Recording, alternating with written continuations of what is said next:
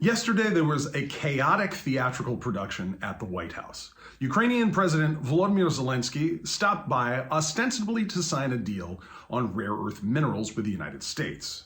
Now, I'm not going to bore you with the full technical details of who was going to get which rare earth metals, although that is something I'm discussing with clients right now. But it may not be time to get into the pro stuff. First, if you want to understand maybe what was going on there, I think we need to talk more basically about how nations interact with each other. International relations, if you will. So we're going to get into some very nerdy stuff. Let's go have some fun. Guys, it's time for some game theory. Welcome back to Game Theory Today. I'm Eric Garland. Yesterday, Donald Trump, President of the United States, met with Volodymyr Zelenskyy, President of Ukraine, and what ensued could be charitably called a poop-flinging chip circus. They went full 2017. Trump was yelling at him in various ways, and then all of a sudden, a reporter from TASS, which is the former Soviet telegraph service, and now a propaganda arm of the Russian Federation, wandered in the room as if that's a thing that happens. You're just allowed as a Russian to wander around the White House and just burst in on press conferences.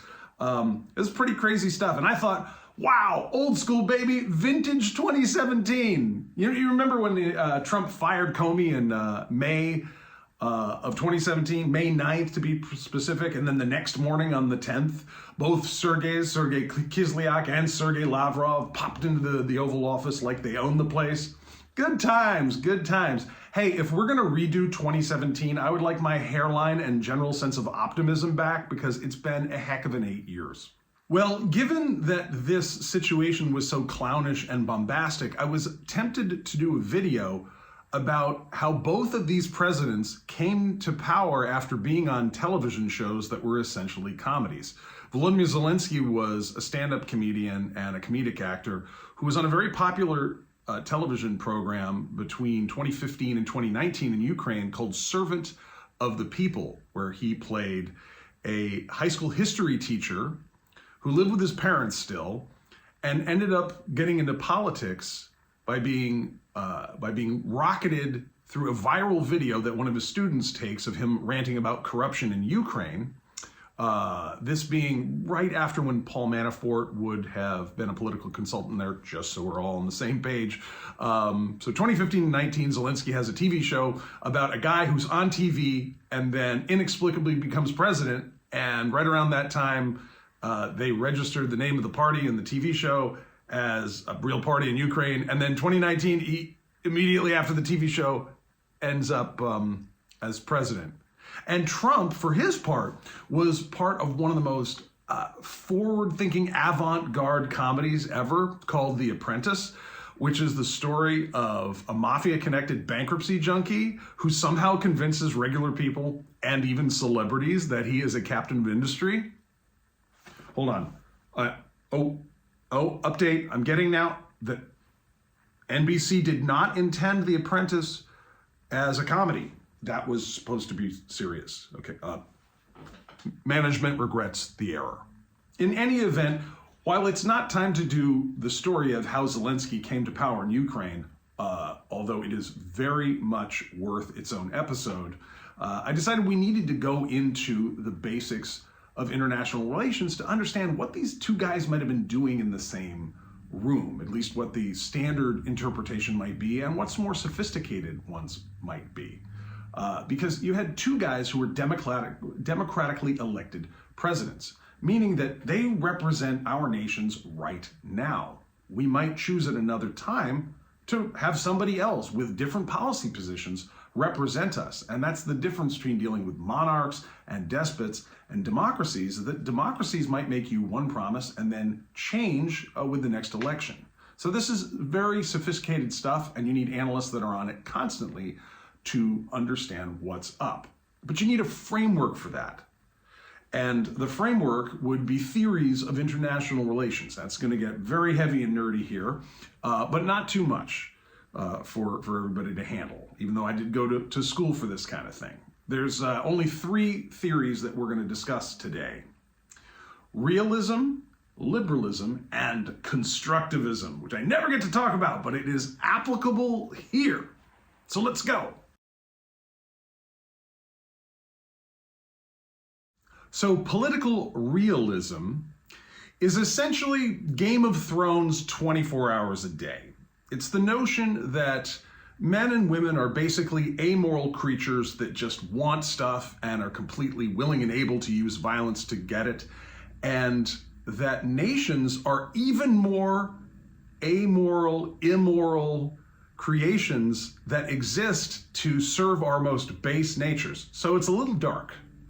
This view has been popular throughout most of recorded history, with most of recorded history supporting its fundamental thesis there.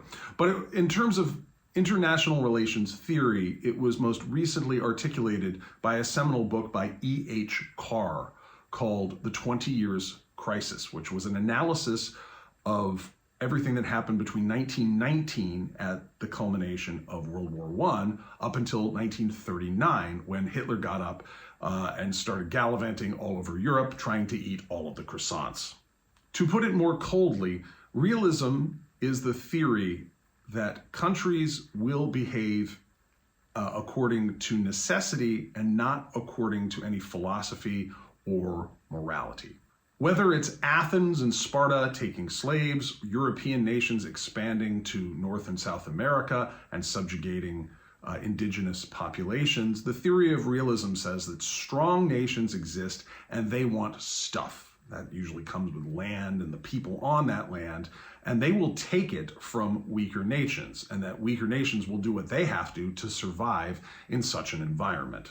Also, realism is kind of fatalistic and deterministic, which is to say that the realist point of view doesn't believe that nations can do this kind of thing.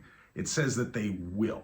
Essentially, Realpolitik, as it's known, thinks that nations are like Hannibal Lecter on a meth bender, but in a really bad mood. One of the fundamental factors considered in the Realpolitik worldview is that of anarchy. Now, go back to the Greek root of this, anarchos, that means a place that doesn't have a prince or doesn't have a ruler.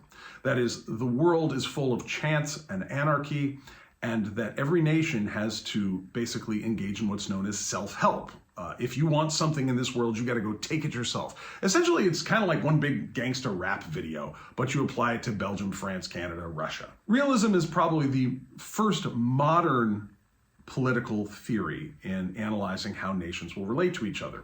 But it was quickly concluded that it only discussed how, as individuals at our most base level, how we have to live sometimes, not how we might prefer to live or choose to live if we had a more sophisticated, if not refined, civilization. And that is where the theory starts getting more sophisticated itself. Liberalism is really an add-on to realism.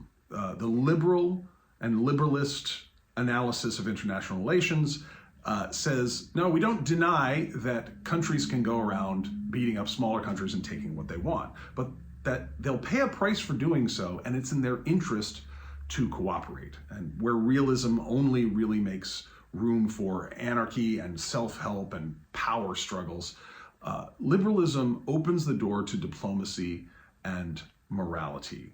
And that is represented also in its inclusion of international organizations as institutions that can have an effect on these individual actors. You still use the nation state as the unit of analysis, but it says, hey, these nation states, they relate through these institutions, the United Nations, the Red Cross, the World Trade Organization, and that they can have an impact on each other through their reputations at these institutions, which is undeniably true. And you could see it in action in October of 1962, where the Soviet Union had placed missiles off the coast of Cuba, right near Florida, able to hit all of our precious cities within minutes. And this was a huge provocation. And from a realist perspective, there was nothing that America could do short of starting a thermonuclear war to stop them, except the United Nations was convened in an emergency session, and the United States Representative Adlai Stevenson basically made the Russians look bad on television in a very famous exchange, And after they looked like thugs and bullies, the Russians took their missiles out. There was no exchange of bloodletting or any show of power. It was really just reputation, and this wasn't gonna fly. So liberalism doesn't replace the fact that the Realpolitik analysis is still there. Russia wanted to threaten the United States with violence, and it did so. However, the United States was able to answer back with reputation. So you get liberalism. It doesn't replace realism, it's on top of it. But we need to go one layer deeper, and we're about to.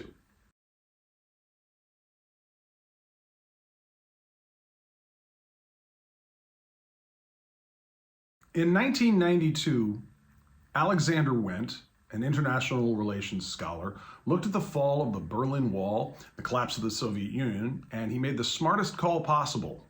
Dude, I don't know. All bets are off.